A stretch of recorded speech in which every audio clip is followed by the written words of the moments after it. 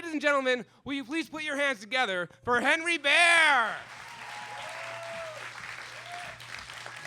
It was 2003, and I was in love. I was certain of this. I knew I was in love. And I was seeking a deeper way to express this newfound love than I had in the past. I'd written love poems, I'd written stories, I'd written songs, and none of these seemed like they were the right way to show this commitment in this new relationship that I was in. So I had been thinking about a new way that I could do this, and I'd come up with a really good plan. And this plan was to get rid of all of the sex toys that I owned that I had ever used with any other partner. Now, in my world, that is a commitment because I used to work in a sex shop, so I maybe had a few of them. And I'd been thinking about the right time and space and energy to do this and the way to do it. And it was also a situation that I hadn't really been faced with in my adult life before. So I thought, well, how does one get rid of such things in the right and proper way? And I thought, well, I could just throw them in the garbage can. And that seems like a good way. But, I live in the city, and I know Joe, who pushes the shopping cart down the street going through the garbage can. Even though I would put the cans outside of the garbage can and the recycling, he still liked to go through the garbage can. And I could just imagine what kind of conversation I'd be having with my neighbors after that scene unfolded. So I decided that putting them in the garbage can probably wasn't a good choice. And then I thought, well, I could bury them, right? But then I thought about the conversation that I'd have to have with my roommate about why that shit was over there by the lavender in the corner. So, like Sunday afternoon gardening, that's not a good conversation to have. So then I decided, well, I'm running out of options here because these are my limitations. And I don't know why it hadn't occurred to me before, but I thought, well, I have a real good opportunity here to employ a little piece of history, a little bit of my roots. I spent a lot of my formative years in a small town in Southern Oregon called Ashland. If you've never heard of it, a few people. Ashland is known for having a reputation of being a little bit new agey.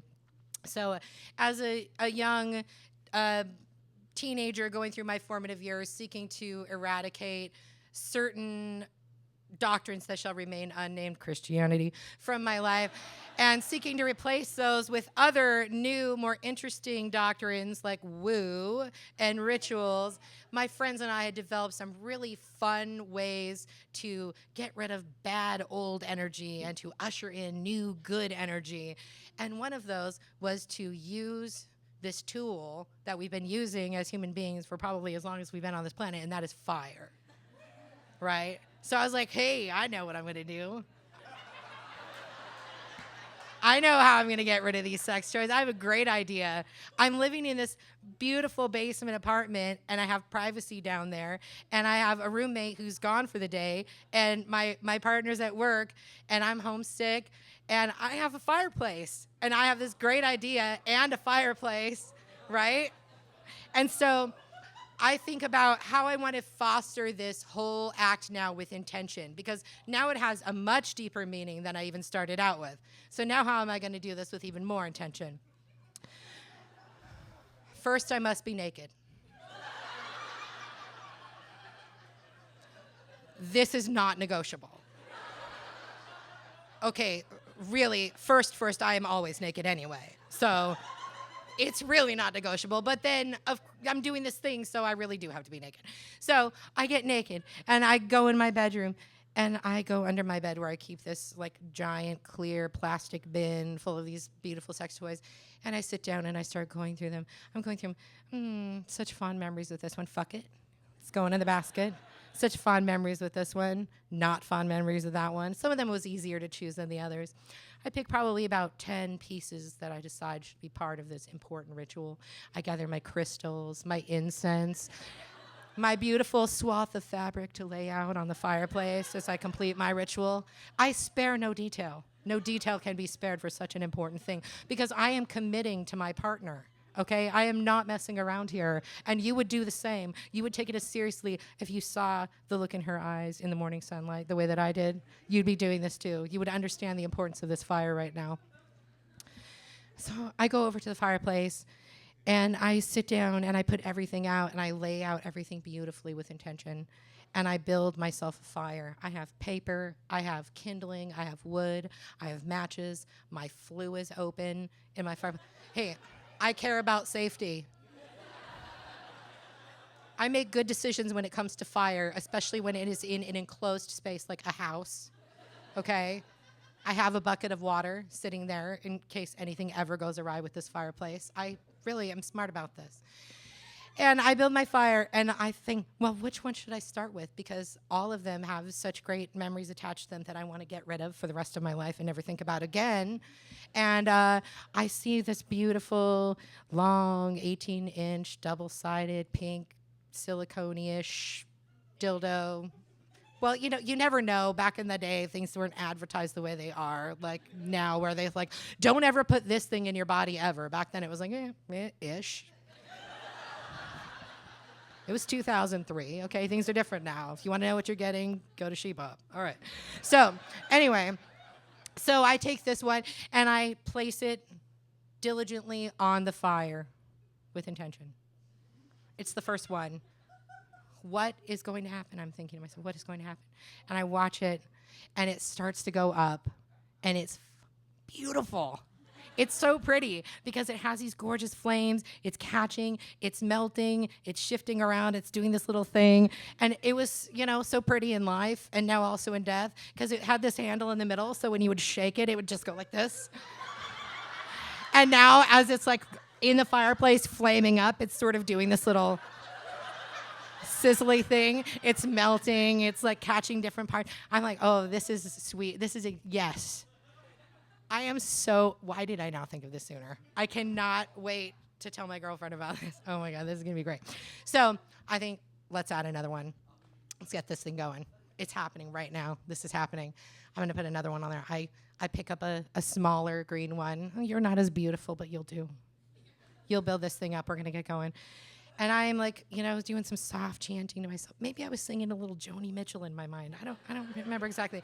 There was some kind of soundtrack going on that probably involved folk music and, like, you know, you can just imagine. So I'm building my fire, and it's getting bigger, and they're going up, and everything's going as intention. I started, you know, this is kind of a lot of smoke that this is creating. This is not the kind of thin grayish smoke that goes right up the flue usually when I'm building a fire with like just wood. And I'm like, well, you know, no worries. I'm gonna put another one on because it's so pretty and I'm really enjoying myself and I'm doing my thing. And then I'm like, well, that's really a lot of smoke and a little bit might be coming back into the room, but I'm not gonna worry about it. It's still mostly going out the chimney. This is really thick black smoke. It doesn't really look like it is good at all, and I'm a little bit concerned about it. But I'm just gonna like let it go. Maybe I won't add any more. Well, you know, fuck it. I mean, it's already almost gone. I've got like 2 more left. I'm just gonna throw them on there, so I throw them on there. And then it's really going. And I'm sitting there for maybe another 5 minutes just watching the fire, mesmerized. Everything's beautiful. And then all of a sudden I hear boom, boom, boom on the door. And I'm in this like basement apartment, naked. The only window I have is this little tiny light just above me. And I'm like, God, those Jehovah's Witnesses are really loud today. And they obviously have no idea what is going on down here or how important it is. And they can just go to hell. So I ignored it and I go back to my fire and I'm like, my gosh. Then not even 20 seconds later, I hear again, even louder, boom, boom, boom. Okay, this sounds like the cop knock. That is loud and scary, and I am naked, and I better find out what's going on. So I creep up to my little window really quickly, and I look out, and I've only got this much space to see about 6 very big, sexy firefighters at my front door holding axes about ready to break that thing down. So I panic. Oh my God, there's something going on. What am I gonna do? I don't know what I'm gonna do. I am naked. I'm alone. I'm in this house. These people are at my door. I'm freaking out. I look at the fire and I'm like, they are gonna see exactly what is in this fire if they come in this fire. How am I gonna get rid of them? So the first thing I do before I even find any clothes, I run over to the fire and I throw like 3 more pieces of wood on it. Like, Nowadays, I'd say hashtag there I fixed it, but no. So I throw my wood on, and then I'm looking around like I'm in my living room. I don't really have any clothes there. I'm like, the only thing I can find is my ridiculous light blue bathrobe that has little white fuzzy sheep all over it. So I throw it on, and I'm like, I probably have about 10 seconds to get up to this door at this point. They are knocking again loudly before they come running down here and break in the store, and I'm in big trouble. So I run up the stairs, trying not to slip and break my neck on the way. The robe's just like dashed around me as quickly as I can. I run to the door. I fling it open. I try to act like nothing's going on. Just hanging out in my bathrobe, like sweating up a storm, completely out of breath with a, at this point, gigantic cloud of toxic black smoke filling my neighborhood, where a crowd of my neighbors have gathered outside to watch, apparently in awe and concern, as the freaky little queer is burning dildos in his fireplace down the street. Yeah. So I tell them, they said, do you have a fire going in your fireplace? And I said, yeah, I do, but I swear I'll put it out. It's fine. It's just a small fire. And the person who was very clearly in charge, this very strapping blonde firefighter with an axe, says where he says, well, we're going to need to look at it. And I'm thinking, oh, God, whatever it takes, I cannot let these people into my house. There's no way that wood has burned long enough to hide what is going on in this fireplace. And he is very persistent, and he steps this. He says, we're going to need to look. I said, I will put it out. I swear to God, I'll put it out right now. I will never burn another fire in this fireplace. I will put it out. I will call my roommate at work right now. I will tell him there is a problem, and I will tell him that he needs to have the chimney looked at, and there could be a problem. And he's like, move. And I'm a good boy, so I did. Let me just show you, gentlemen, where that fire is right now. I'm shaking like a leaf. I am terrified. But I lead them down the stairs and over to the fireplace. And I'm like, yep, right there. See, got the bucket. I'll put it out right now. Nothing to look at. Nothing to look at. No worries. Trying to block it with my body, right? This guy is not having it because this is not his first rodeo. And he is not letting my house burn down. And he says, I need to see what's going on here. So he comes over, and much to my horror and surprise, he goes right for the fireplace poker. And he goes in there, and he moves the wood aside. And he picks up a giant chunk of flaming dildo. And he looks at me in the eye. And I look at him. And he looks at me. And I look at him. I do not know if he knew what it was. I really don't. It looked like a big flaming rubber dick because it was a big flaming rubber dick. I don't know if he didn't want to do the paperwork or what, but he looked at me like this, and he said, what is this? And I said, I